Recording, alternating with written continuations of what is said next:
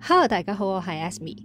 今集我會嚟開箱一間我今年住過喺曼谷咁多間酒店裏邊個地點咧係最靚最方便嘅一間酒店。呢一間酒店咧就位於亞熟嘅按摩一條街，喺酒店附近咧已經有8間按摩店，而由酒店行去 Terminal 21嘅商場同埋亞熟 BTS 咧只需要2分鐘。但係酒店咁黃金嘅地段呢，亦都係我嘅噩夢嘅開始。咁我今集開箱嘅酒店呢，就係涉郊。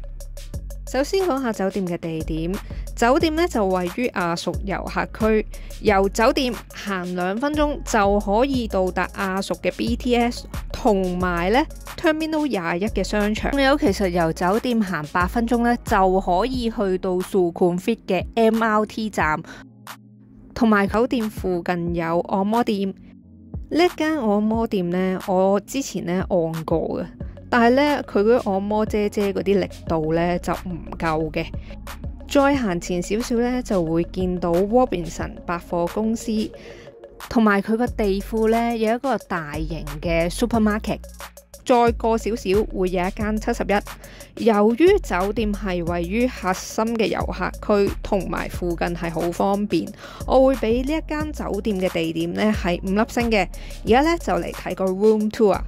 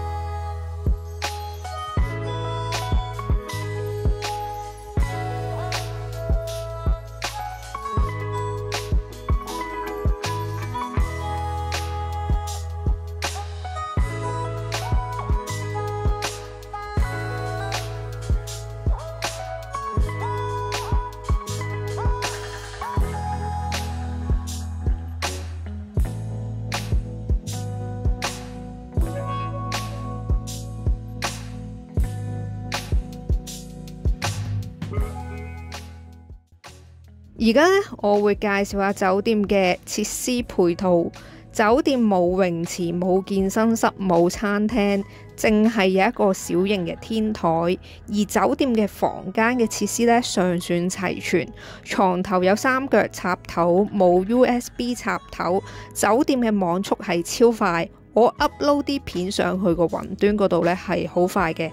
但係咧，房間嘅設備咧就有啲舊，例如呢一個花灑頭嘅架，仲有酒店嘅牆身係超級薄嘅，詳情我之後會再講噶啦。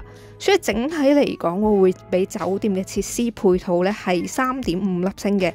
至於酒店嘅服務方面，酒店嘅員工服務係超級好嘅，每次經過 lobby 咧，嗰啲員工都會同我打招呼。但係咧，佢哋 check in 嗰陣時咧，我就俾咗我成個行程嗰啲酒店嘅 confirmation 佢去 check in， 佢係整唔見咗我嗰沓嘅 confirmation 嘅，咁所以我會俾呢一間酒店嘅服務咧係4粒星嘅。至於酒店嘅清潔度方面，酒店房間大部分你掂到嗰啲地方咧都係乾淨噶啦。爭在佢床頭嗰個燈罩咧就好多灰塵，所以我會俾酒店嘅清潔度咧係4粒星嘅。至於酒店嘅寧靜度方面，呢一間嘅酒店係超級嘈，我估唔到佢呢一間酒店喺呢一條巷仔入邊呢，凌晨嗰陣時你都會聽到好多嗰啲嘟嘟車啊、電單車啊咁樣經過嗰啲聲音啦。嗰晚凌晨3點幾，隔離房喺度傾緊偈呢，我都係會繼續喺度聽到佢哋講緊啲乜嘢。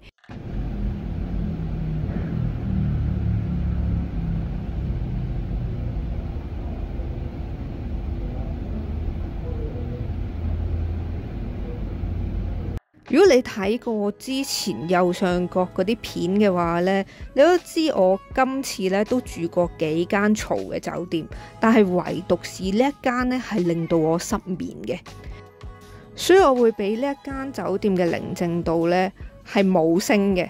總括嚟講，我今年4月尾住一晚就380蚊港紙就住到1晚噶啦。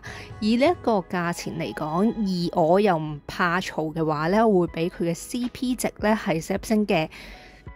如果呢一間酒店係貴過500蚊嘅話呢，我係唔會住呢一間嘅，因為呢其實佢呢一條街呢仲有好多其他嘅酒店。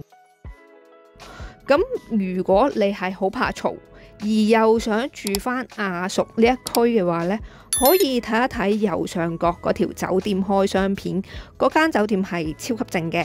今集我想問下大家有冇喺個亞熟呢一條按摩街嗰啲其他嘅酒店嗰度住過呢？如果有嘅話呢，你哋住嗰間酒店係咪都係一樣咁嘈呢？歡迎大家喺下面留言話俾我聽嘅。今條片係咁多啦，大家記得 like、subscribe、comment 同埋撳埋個鐘仔，嚟緊仲有好多泰國片嘅，下條片見，拜拜。